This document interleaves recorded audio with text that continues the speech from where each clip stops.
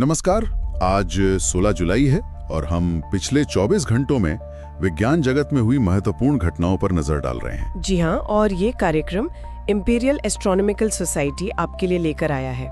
तो चलिए आज की कुछ ताज़ा खबरों से शुरुआत करते हैं। स्पेस से लेकर हेल्थ तक काफी कुछ हुआ है। बिल्कुल। सबसे पहले अंतरिक्ष की बात करें। हाँ जरूर। आज एक काफी बड़ा नियर अर्थ एस्ट्रॉइड मतलब पृथ्वी के पास से गुजरने वाला क्षुद्र ग्रह जिसका नाम 2025 MA90 है, वो पृथ्वी के नजदीक से निकला। हाँ, मैंने भी पढ़ा इसके बारे में। साइज इसका करीब 280 फुट बताया गया है और रफ्तार भी काफी तेज थी, लगभग 20,263 मील प्रति घंटा। पर नासा और ISRO दोनों का कहना है कि इससे कोई खतरा नहीं था। नहीं, खतरा तो नहीं था, लेकिन इस तरह के जो क्लोज फ्लाई बाय होते हैं वो बहुत काम के होते हैं। अच्छा, किस लिहाज से? इनसे हमें प्लैनेटरी डिफेंस के लिए, मतलब भविष्य में अगर कोई ऐसा खतरा आता है तो उससे निपटने के लिए जरूरी डेटा मिलता है। इनकी बनावट, इनका रास्ता समझने में मदद मिलती है। ये तो जरूरी है। अंतरिक्ष में ही रहें तो सूरज को लेकर भी एक खबर है। हाँ, ये काफी दिलचस्प है।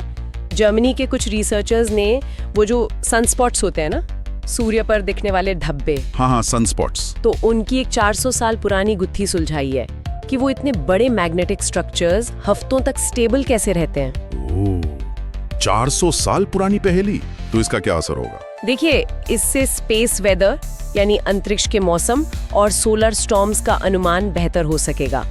ये हमारी सैटेलाइट्स वगैरह के लिए काफी अहम जानकारी है। सैटेलाइट्स की बात आई तो एक चिंता वाली खबर भी है। ये जो स्टारलिंक और OneWeb जैसी कंपनियां हैं, हाँ, मेगा कॉन्स्टलेशंस वाली। बिल्कुल। तो उनके हजारों सैटेलाइट्स रात के आसमान को क्या कहते हैं, धुंधला कर रहे हैं। जी, ये एस्ट्रोनॉमर्स के लिए एक बड़ी समस्या बनती जा रही है। डीप स्काई एस्ट्रोनॉमी और स्टार गेजिंग दोनों पर असर पड़ रहा है। ये तो है। खैर, दूसरी तरफ जमीन पर भी टेक्नोलॉजी आगे बढ़ रही है।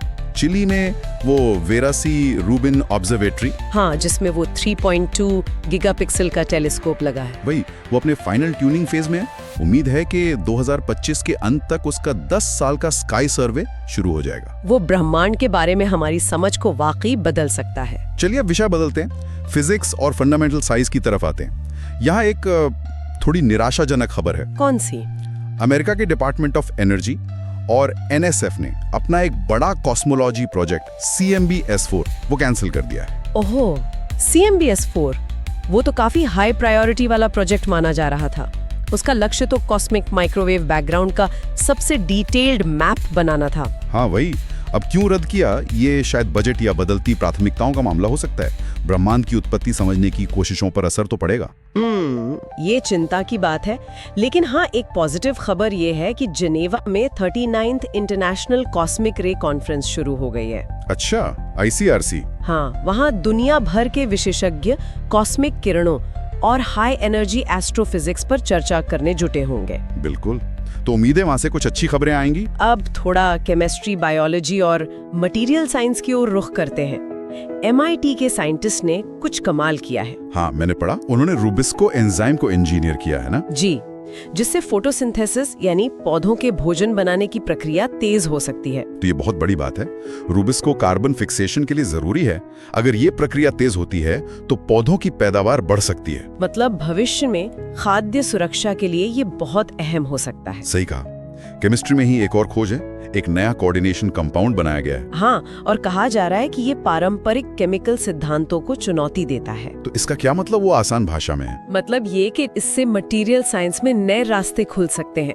शायद भविष्य में हम ऐसे पदार्थ बना पाएं जिनकी गुण आज हम सोच भी नहीं सकते। और पदार्थ बनाने में AI का रोल भी बढ़ रहा है। USC का एक मॉडल है Allegro FM। हाँ, ये बहुत शक्तिशाली मॉडल है।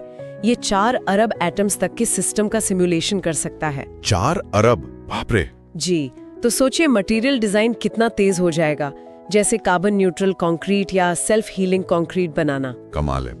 अच्छा, प्रकृति की बात करें तो तेल अवीव यूनिवर्सिटी की एक स्टडी आई है। हाँ, टमाटर के पौधों पर, है ना? बिल्कुल। जब टमाटर के पौधों में पानी की कमी होती है तो वो अल्ट्रासोनिक आवाजें निकालते हैं। ऐसी आवाजें जिन्हें हम इंसान नहीं सुन सकते। और दिलचस्प बात यह है कि फीमेल मॉथ्स यानी मादा पतंगे इन आवाजों को सुन लेती हैं। और फिर उन पौधों पर अंडे नहीं देती। सही। तो ये पौधों और कीड़ों के बीच कम्युनिकेशन का एक बिल्कुल नया चैनल सामने आया है। शायद इसका इस्तेमाल पेस्ट कंट्रोल में हो सके। हो सकता है। चलिए अब सेहत की दुनिया में चलते हैं। यहाँ भी कुछ अच्छी खबरें हैं। एक बड़ी स्टडी हुई है। हाँ, जिसमें 18,600 से ज्यादा लोग शामिल थे अल्जाइमर्स, पार्किंसंस जैसी दिमागी बीमारियों पर। जी, उस स्टडी में खून और CSF यानी ब्रेन के फ्लूइड में कुछ खास प्रोटीन सिग्नेचर पहचाने गए हैं। ये बहुत उम्मीद जगाने वाली बात है, क्योंकि अगर ये सिग्नेचर भरोसेमंद निकले तो इन बीमारियों का पता बहुत शुरुआती स्टेज में लगाया जा सकेगा। और जल्दी पता लगने का मतलब है बेहतर इलाज की संभावना। बिल्कुल। और एक और खबर है कैंसर रिसर्च से जुड़ी हुई। मोटापे की एक दवा है टिर्जेपिटाइड। हाँ, मोन्जारो या ज़ेबाउंड के नाम से आती है। उसने चूहों पर हुए ट्रायल में ब्रेस्ट कैंसर ट्यूमर को काफी कम किया है, खासकर वो कैंसर जो मोटापे से जुड़े होते हैं। अच्छा, ये तो महत्वपूर्ण है। जी, ये दिखाता है कि मेटाबॉलिक हेल्थ और कैंसर के बीच कितना गहरा कनेक्शन है। कुल मिलाकर पिछले 24 घंटों में विज्ञान के हर कोने से काफी कुछ सामने आया है। नई खोजें, नई चुनौतियां और नई उम्मीदें। बिल्कुल। आज के लिए इतना ही रखते हैं। इन सभी खबरों के जो स्रोत हैं वो आपको डिस्क्रिप्शन में मिल जाएंगे। जी हाँ, कल फिर मिलेंगे विज्ञान और ब्रह्मांड की नई जानकारियों के साथ। और जाते जाते सोचने वाली बात यह है कि एक तरफ इंसान बाहरी अंतरिक्ष के रहस्यों को खंगाल रहा है, तो दूसरी तरफ यहीं पृथ्वी पर जीवन के इतने सूक्ष्म संवादों को समझने की कोशिश कर रहा है। ये खोज वाकई कभी खत्म नहीं होती।